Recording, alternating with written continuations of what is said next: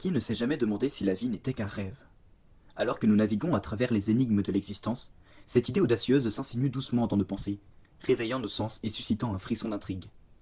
Imaginez, si vous osez, que tout ce que nous percevons, toutes les expériences qui nous animent, ne soient que les produits d'une imagination créatrice. Les sensations qui nous enveloppent, les couleurs qui dansent devant nos yeux, les odeurs qui emplissent nos narines, ne seraient-elles rien de plus que des constructions oniriques dans un paysage onirique? Cette pensée vertigineuse bouleverse les fondements mêmes de notre compréhension de la réalité. Les adeptes de cette théorie, comme Calderon dans La vie est un songe, affirment que notre existence ne serait qu'un rêve complexe, une symphonie hypnotique de perceptions, de pensées et de rencontres.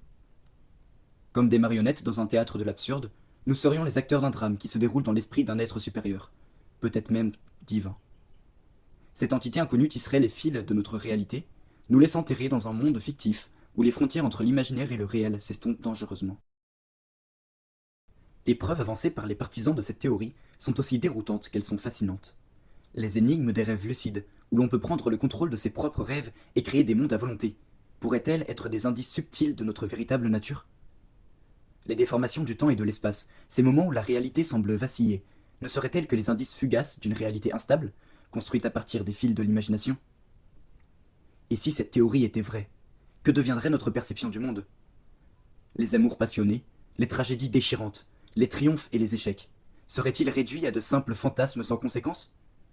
Ou bien, au contraire, prendraient-ils une importance encore plus profonde, car chaque émotion, chaque instant fugace deviendrait une pierre précieuse dans l'édifice de notre être, forgé par un rêve omnipotent? Alors que nous nous interrogeons sur la nature de notre réalité, il est impossible de résister à l'attrait puissant et hypnotique de cette idée. Après tout, si nous rêvons, qui sommes-nous réellement? Et quelle est la véritable nature de notre monde? Peut-être, juste peut-être, que le rêve est la clé de la compréhension du monde. Alors ne sous-estimons pas nos rêves, car peut-être sont-ils l'accès supranaturel qui mène à ce que nous cherchons depuis toujours, la connaissance totale du monde.